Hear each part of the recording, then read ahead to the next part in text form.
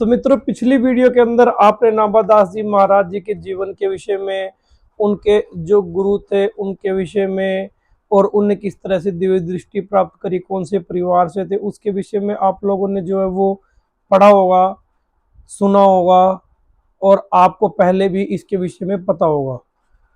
लेकिन नाभादास जी महाराज जी के बारे में कुछ लोक कथाएं प्रचलित है, और वो ये लोक कथाएं ये कहते हैं कि शायद वो किसी के अवतार हो सकते हैं।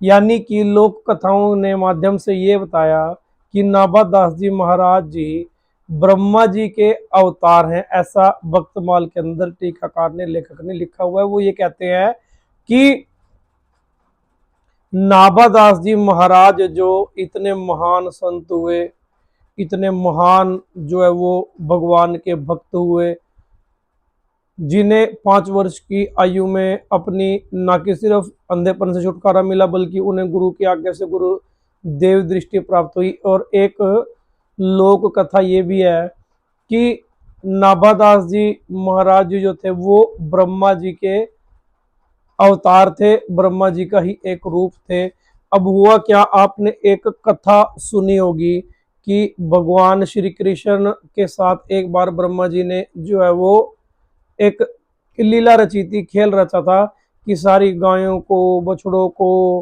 ग्वालों को ब्रह्मा जी ने अपहरण कर लिया था और 1 साल तक अपने पास ही रखा था। तब भगवान श्री कृष्ण ने अपनी योग माया के बल पे जो बछड़े और ग्वाले और वो सब कुछ जो है अपनी योग माया के बल पे भगवान श्री कृष्ण ने पैदा कर दिए थे, बेच दिए थे। किसी को नहीं पता कि 1 साल तक क्या हो रहा है, सिर्फ भगवान श्री कृष्ण जी और ब्रह्मा जी के बीच का एक खेल था। लेकिन ये कहा जाता है कि जब ब्रह्मा जी ने 1 साल के बाद अपनी गलती मानी, भगवान श्री कृष्ण ने ब्रह्मा जी को श्राप दिया कि ये बोला कि आप जो है वो आप जो है कलयुग के अंदर जन्म लेंगे, और आपका जन्म जो है वो एक अंधे के रूप में होगा, लेकिन आपका ये अंधापन दूर हो जाएगा, ज्यादा दिन तक टिकने वाला नहीं है। वो अंधापन जो दूर होगा, वो अंधापन 5 वर्ष की आयु के अंदर आपका दूर हो जाएगा। ये श्री कृष्ण जी ने ब्रह्मा जी को बोला था।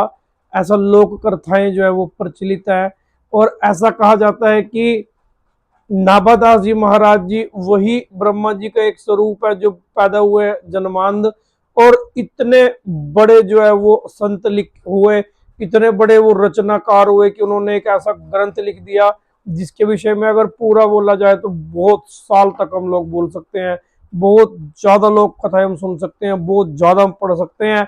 मतलब मान के चलो एक अरसा बीत जाएगा, पर वो ग्रंथ जो है वो कभी खत्म होने वाला नहीं है।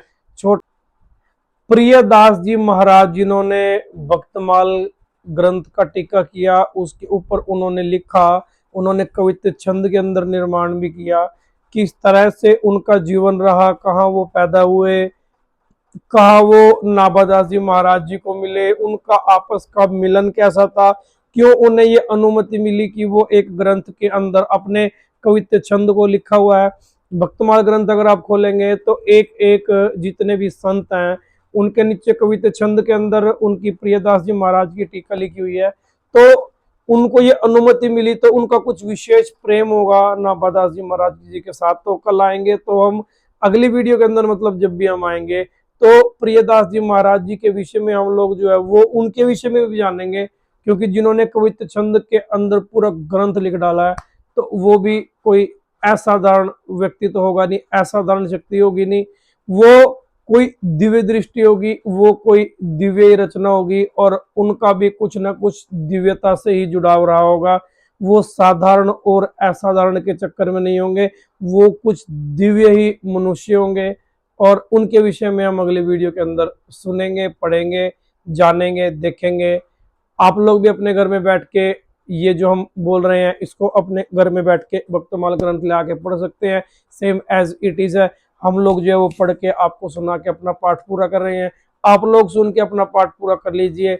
आगे जैसी प्रभु इच्छा होगी, हर इच्छा होगी, जैसा ईश्वर का आदेश होगा वैसी आप तो कुछ ना कुछ अच्छा आता रहेगा। तब तक के लिए दीजिए मुझे इजाजत, मैं युधिष्ठिर लेता हूँ आपसे विदा। ओम नमो शिवाय, सच्चे दरबार की जय। जय माता की।